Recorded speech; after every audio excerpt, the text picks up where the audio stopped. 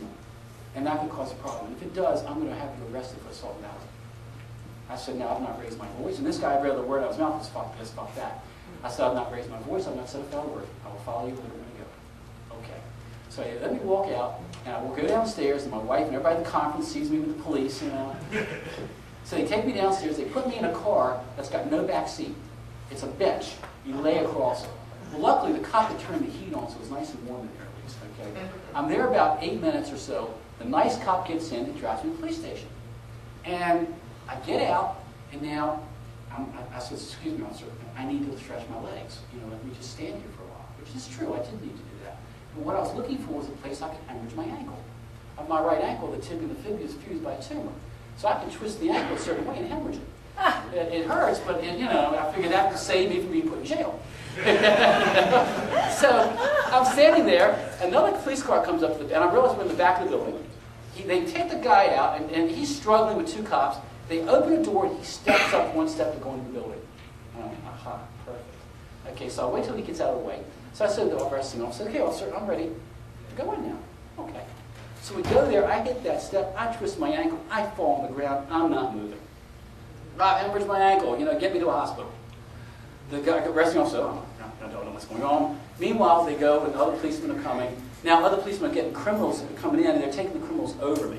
They then take my tie and my belt while I'm laying there, which I thought was ironic.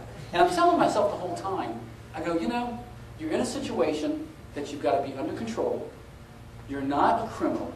Therefore, enjoy the entire experience. I mean, what else are you going to do? You know, you're not doing anything wrong. Okay, so that happens. Now they go get a nurse. Nurse comes over and says, what's wrong? And I start explaining it. The nurse goes off. Meanwhile, there are more policemen that come in and everything else. I'm laying there. Nurse then comes back and says, I just talked to the doctor, and the doctor says it doesn't sound that bad that you can walk. I said, so a doctor by phone made a diagnosis. I said, no, I'm not moving. Get me an ambulance and get me to the hospital. So now, car drives up, and guess who it is? It's the drill instructor sergeant, fuck you.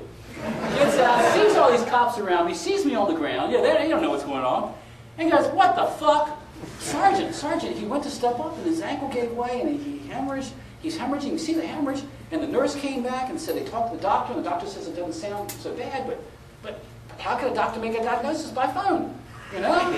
And so, oh, fuck.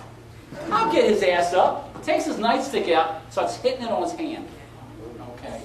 Like that. Now, there are 8 cops surrounding us. Okay? He's sitting on his hand. I'll get his ass up. I look at him, I said, Sergeant, I said, again, you think you have a legal arrest. You're wrong. You didn't want to go to the hotel and get the government can that says government label on. I said, you don't want to believe that federal law supersedes state law. And I said that loud enough so the other 7 policemen heard it. I said, you won't call the Portsmouth, Virginia Police Department. I'll pay for the phone call to prove that federal law supersedes state law. I said, right now we have a problem. I said, I've hurt my ankle. I said, but that's the worst thing that's happened. I said, if you touch me with that nightstick, I said, I will definitely prosecute you for assault and battery. I've not raised my voice. I've not said a foul word. I was in a coat and tie, and I'm still in a coat and pants, but they took my tie. So he put the thing back down. So now they go, wait a minute, we have a wheelchair here. Oh. So they got a wheelchair, and they put me in the wheelchair. Now, they take me into the prison, into the jail. Now, I've never been in a jail before. Okay, this was other than to go to the chief of police of Portsmouth, Virginia, to discuss helping me with medical marijuana in '72. I'd never been inside of jail before, and so they wheel me in, and they wheel me beside the cell. Figuring if I can't walk, they don't need to put me in the cell. Okay, so as cops are going by, I'm telling them everything. I'm a federal patient, blah blah blah blah. You know, I'm going to call the Portsmouth Virginia Police Department, and they wouldn't do it. Meanwhile, I am seeing prisoners spit in policemen's faces. I'm seeing them being hit. I'm seeing bad on both sides. Whether it's justified or not, I wouldn't dare say. But I'm seeing all this. Finally, 3 hours went by. So they changed shifts. Meanwhile, my wife had come there with other people saying he's a federal patient, federal patient, federal patient. Finally, changed shifts. A woman with stripes everywhere comes over to me, and I'm in that wheelchair. By the way, when they fingerprinted and pictured me, they wheeled me in on the wheelchair. The fingerprint and pictured me. And again, I'm saying to myself, enjoy the entire experience. just flow with the punches, you know, just enjoy, because it's different, you know. So I did that. They finally let me post $250 bail, and they let me go. Let me go.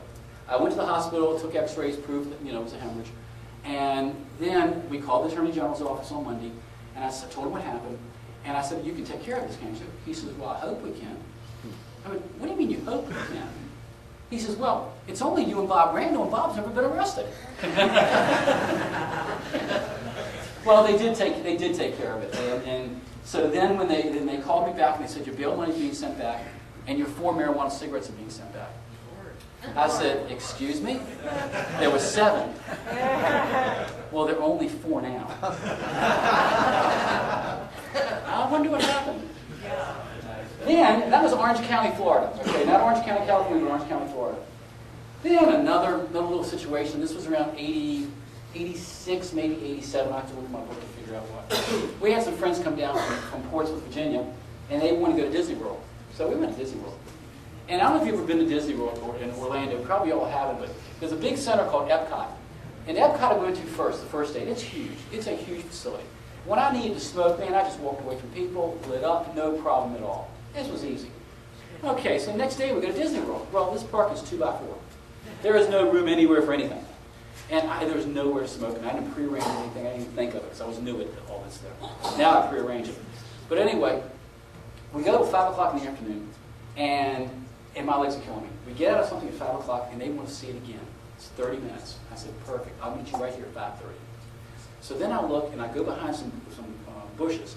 I can hear it. I mean, the bushes are there. People are walking. I'm right here. That's how close I am. So people could smell it, but they couldn't see me. So I got behind there. I'm smoking a joint real quick, and it looked like air conditioning vents behind me. All of a sudden, the trap door opens up. A little girl gets out. She looked like she was 10. She was probably about 16, okay? And she said, "You better put that out, you're going to be arrested." I said, "This is medical use." Okay. So she goes off. I finish the first joint. I'm smoking the second one. I'm just trying to suck it down as quick as I can. Sure enough, here come 2 security people through the bushes. You're under arrest. And I look at my watch. It's 5:25. So 5 minutes, my wife and the other couple get out. I go, "Sir, the gentleman, this is medical marijuana by the federal government. They get on the walkie-talkie. He's saying it's federal. Bring him in. Can we wait here 5 minutes until my wife and the other couple come out?" No. So they take me in. I see parts of Disney World that nobody's ever seen. They then take me to the corporate room, corporate headquarters, up top, 3rd floor, whatever it was of the building, office building. So I sit down in this desk, and guess what's right there on the table? Because this was 86 or 87. It was an ashtray. Well, heck, if they don't want me to take my medicine out there, I'll take it in here. So I pull out my baggie, and I light up. Okay? The head of security comes back and says, "What are you doing?" I said, "Well, if you would probably be taking my medicine out there, I'll take it in here. I don't care."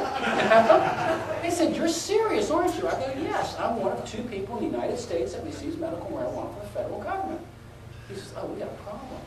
I go, "What's your problem?" "I've already sworn out a warrant for your arrest." I said, "Wow, I think you got a bigger problem than that." He said, "What's that?" I said, "I'm a stockbroker. Monday morning, I'm calling your board of directors on you." Well, anyway, my wife gets out, and of course, I'm not there, and she knows I'm very prompt. She immediately knew he's been arrested. She immediately knew. She calls security, and she says, I'm looking for my husband. I think security has him." "Why would security have him?" "Well, he uses marijuana provided by the federal government, and we think he picked the guy up." Well, they checked. Sure enough, I was. So they brought her and the other couple to where they were. Now the policeman shows up. Now, of course, we're telling them they have a security that's a federal patient. And in my car, I had a tin can, I had a little paperwork in my car in the parking lot. And he leaves me. So now the sergeant shows up, and the sergeant says, "I've got an arrest for Irvin Rosenfeld." "Well, I'm so-and-so, I'm head of security here, and I'm going to call you on that arrest." And it turns out he's a federal patient. And so I want to drop that. Drop the charges. You can't do that. "What do you mean you can't do that? I'm head of security. I want to call you. You know the name on there? That's my name. Okay, that's who I am. Sorry, only if a judge can drop the charges." "Well, fine. Get the judge on the phone. It's Sunday afternoon. Late afternoon. You can't get judges on the phone like that. You need to come with me. You need to come with me." He goes to grab me. And the head of security grabs me on the other side and says, "Oh, he's a federal patient. We're not going to let you take him." He said, "While you're here now, let's let him go out to the car." Let his wife and the other people with our security go out to the car and bring in the material. So they did. They brought in a tin can with more marijuana in and other things. They said, look, this is illegal. This is not breaking law. I don't care, I've got to take him in. And again, he grabbed me. When he said that, I said to the officer, officer, and I showed him the letter from 83 to Orange County, because the federal government sent me a letter saying the federal statute I was under. I said, sir, when this happened in 83, the federal government, the state of Orlando was worried about me furthering the case. I lived in Portsmouth, Virginia now. I now live in Fort Lauderdale. And I shut up and didn't say another word. Meaning, if you want to arrest me, go right ahead, because I will sue your ass now. Last time I didn't because I lived in Virginia. I knew they just postponed the cases. Now I live in Miami or Fort Lauderdale. I can do this. So, long story short, it took them 3 hours before they were able to get a judge on the phone to drop the charges. But they didn't take me downtown for that reason. So now there was a good old boy, one of the securities, and originally I said, you believe me? He said, sure I do. He said, so they left. He goes, okay, here are 4 3-day free passes. Your troubles. Dinner has been made, reservations at the nicest restaurant for the 4 of you. And it's on us. Is there anything else we can do? Well, that doesn't take care of me taking my medicine. Okay, we'll do this. We'll put it on the computer in the medical center that if you need to take your medicine, you go there and you can take it. I go, well, fine, that's one part of the park. What if I'm way over? Okay, what if we arrange to call security? Wherever you are, there's 50 exits for employees in and out. They'll come to where you are, they'll open one of those exits for the employees, you walk 50 feet away, take your medicine, and then come on back this way, you're right where you left. I go, that'll work. So we had dinner, we finished dinner, we got out, we walked out, and there was the clinic. And I went, well, let's see if this works. Knock on the door, nurse comes, can I help you? I'm here to take my medicine, and I'm supposed to be on the computer. My name's Irvin Rosenfeld. Oh, yeah, and this was, like I said, 86, 87, I forget, so the computers weren't the fastest, weren't the best. Oh, yeah, right here, but it didn't say what medicine. They said, what is it that you take? I go, marijuana, provided by the federal government. Oh. Well, there's this room, and there's an office for the doctor, who's, if you were here, he'd be here, but he's not there, of course, Sunday night. And use one of those rooms. I said, well, I'll go in the other room. So I lit up, and of course you light up, killing time. And I look, and there's a bookshelf with about 300 books, and there are 2 books on the bookshelf. And one of them was Medical Use of Marijuana by Dr. Norman Zinberg. I went, irony of all ironies. Went to the nurse, got a notepad and paper, and a pen, and wrote a note to that doctor saying, one of the 2 federal patients in the United States is using your office tonight. Now, let's see. Another funny story. Oh yeah, this is a good story.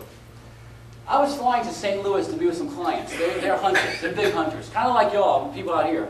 They hunt all over the world. And then once a year, they have a big cookout where they cook everything. And all their friends from all over the country come, and they invited me to come, even though I never hunted with them. I figured, why not? I love game and stuff like that. My neighbor was a hunter in Virginia. And so we did that. And I went out there. Before we got there, I'm at the Fort Lauderdale airport. And there's a dog on a 25-foot leash sniffing all the luggage that's in front of us and the person. And I'm thinking, this is going to be fun.